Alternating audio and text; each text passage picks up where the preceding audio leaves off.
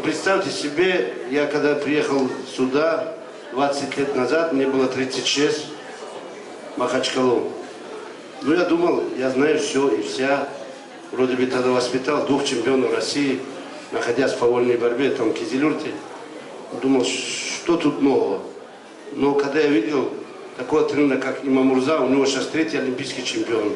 Майрбек Юсупов, 7 стран, и везде, значит, люди пробиваются в финал.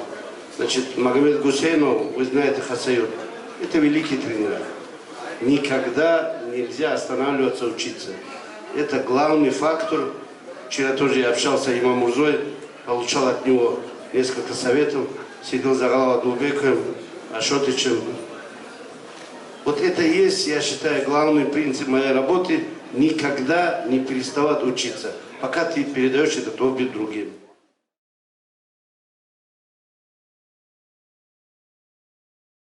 Я очень часто говорю об этом. Есть врожденные качества, есть приобретенные. Это очень важный момент для детей. Кто-то не уделяет внимания этим навыкам. Обычно с 6 лет приводят детей. Ну, на Новый год их будет 60-80 в пределах детей. 3 дня я слежу за ними. Первые 3 дня. А потом они делятся по группам, там, тренерам. Ну и для себя я делаю заметки. И через год спрашиваю этого тренера: ты сделал для себя заметки? Он говорит: сделал. И я сделал. Ну давай хотя бы год не раскроем друг другу, кого ты сделал, но только будем честны. Но обычно я их обыгрываю в этом плане.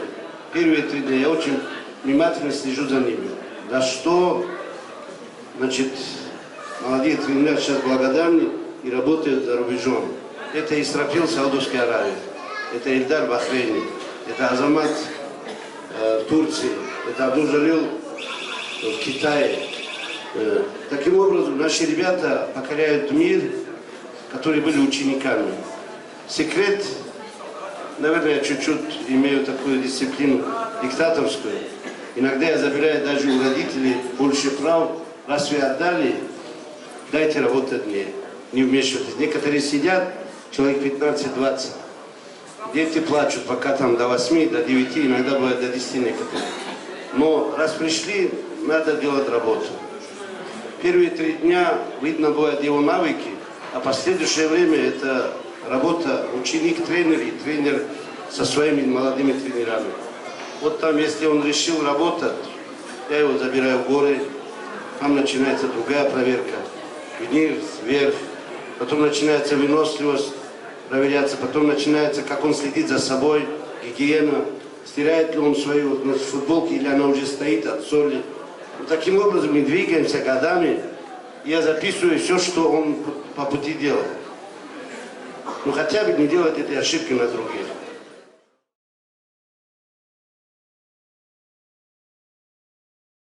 Мы никогда не дойдем со своим учеником до этой цели. Он должен быть работяга, трудяга и должен переносить все тяготы. И травмы, и лишения других вещей. Но мы же из 10 позиций, которые мы должны сделать, от 9 отказываемся. Вы же понимаете, вот это 27-8 лет труда, меньше, чем он делал в зале кувырки, страховки и так далее. С того времени до сих пор. Можете представить, сколько времени проведено, допустим, за этим ремеслом. Это сборы, 8 сборов по 5,5 часов. Ежедневная тренировка 4,5 часа. И все эти годы. А между ними есть учеба, есть моменты. Он был победителем конкурса, скажем, 200 хадисов наизусть. Вы могли такое представить? Нет. Он играл неплохо, здесь турецкий колледж был, команды футбол. Жалко, что Маркаров его в свое время не видел. Он бил с лету и с левой, и с правой ноги. Он бросает трехочковые из 5-4 в кольцо баскетбольное. Это же другие способности, по которым мы могли бы двигаться неплохо. Поэтому, если человек одарен чем-то, поверьте, он бывает одарен и в другом, но не во всем. Это такой момент.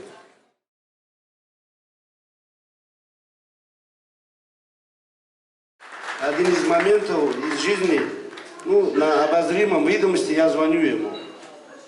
Хабиб поднимает трубку, ну, выключает, как обычно, ставит в карман. Я еще раз ему звоню. Еще раз он поднимает, опять ставит. Сделал выводы для себя, уехал.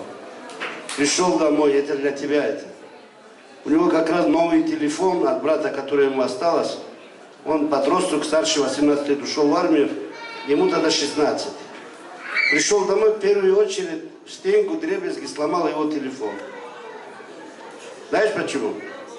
Зачем ему телефон, который отец он не поднимает?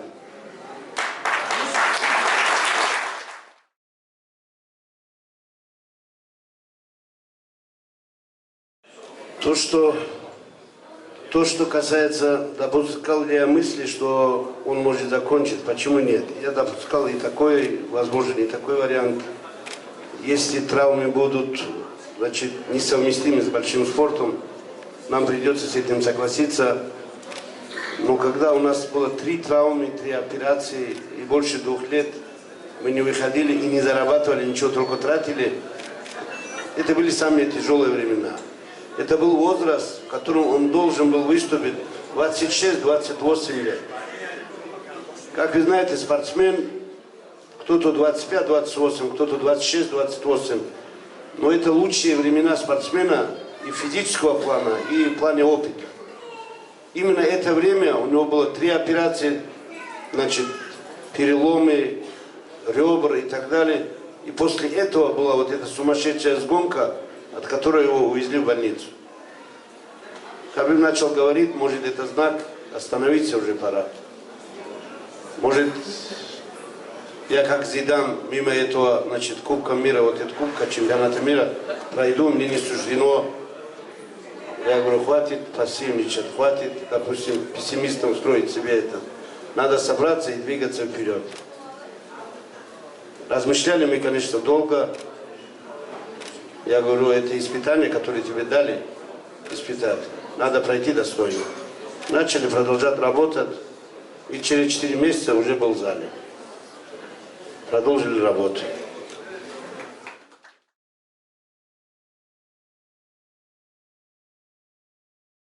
Ну вот, желающие пригласить в фильмах есть, и предложения есть, и кто хочет нас снимать. Ну, скажем, документальные фильмы, фильмы про семью, фильмы про всю историю и так далее. Есть желающие снимать, но Федор мне как-то сказал по этому поводу. И на эту же тему я разговаривал с Олегом Тактаровым. Они снимали фильмы. Ты, говорит, после фильма никогда не будешь тем бойцом. Они прошли вот это. Прежним бойцом. Знаете почему? Я сказал пару примеров, чтобы мне тоже. Вот ты сидишь, говорит, тебе моют ноги, и пилочкой, говорит, ногти тебе делают. Ты настолько привыкаешь и становишься ленивым, что тот труд, который ты делал, ты не возвращаешься больше к нему. Понятно или нет? Тебе делают макияж, ты сидишь, 8 человек вокруг вас бегают, красят и так далее.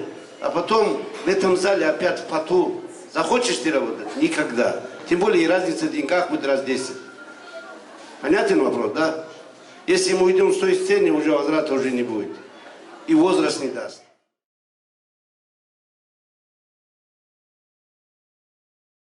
Я их устраивал один и тот же колледж. Магомед ее закончил. Турецкий колледж. Хабиба исключили из английского языка. Дочку тоже из английского языка исключили. Она сейчас преподает английский язык в школе. Хабиб дает интервью на английском языке в Америке. На тот момент они учили 2 иностранных языка, а Магомед уже знал и арабский, изучал 2, турецкий и английский.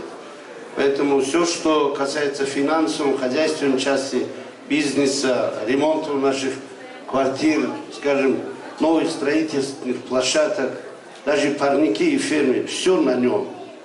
Мы экскурсию делаем и уходим. И мы даже не знаем, что там происходит. Это его работа.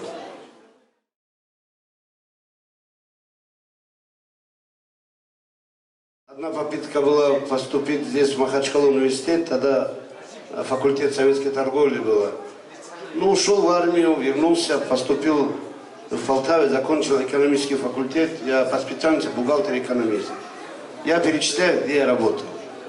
Заведующий продовольственного отдела магазина, экспедитор, председатель сельпо, бухгалтер совхоза, экономист совхоза, директор совхоза, генеральный директор Дагбурторга, начальник отдела культуры, спорта, туризма, молодежной политики Кизилюрте, старший тренер республики Дагестана по боевому саму. Вот мои рабочие, значит, места вот с 1987 года по сегодняшний день.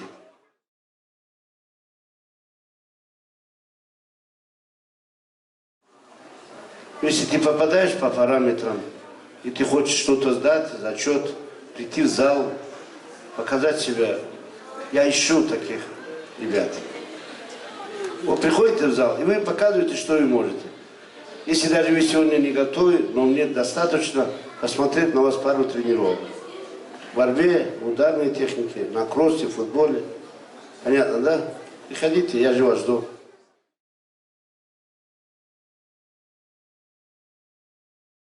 Я помню, когда у них шел конфликт, мы следили за постами у Конора, у Хабиба. В сетях появилась фотография ваша, где вы обращались к отцу Конора Макгрегора и написали: «А давай я выйду с тобой 1 на 1». Вот, были ли это ваши слова на самом деле? Или это просто кто-то запустил, как говорится, утку в инста, и вы знакомы с ним, скажите, пожалуйста? Я с ним не знаком, но через то, что пишут, я же читаю, я, наверное, читаю больше всех. Ну и я считаю, все эти сайты, которые, допустим, хотят чуть-чуть поймать на нас хайп, чтобы они их читали, писали, есть такая часть. Ну, они прилипают, чтобы их читали, чтобы их тоже люди читали. Есть такие. Есть такой второй момент, когда они говорили, что в первом раунде выключим свет. За ними есть такая вещь. Если выключает свет, человек это темно в глазах, ничего не видит, он падает, его роняют в первом раунде. И я начал разносить, значит, по-своему его, у него там талия, у фигуристки, значит, его мы, допустим, запустим, у него нет борьбы и так далее. Я начал то же самое говорить его адрес, и через 3 дня Хабиб выходит на прямое это и говорит: отец, будь скромным, что ты пишешь-то? Я говорю, я тоже хотел хайпануть.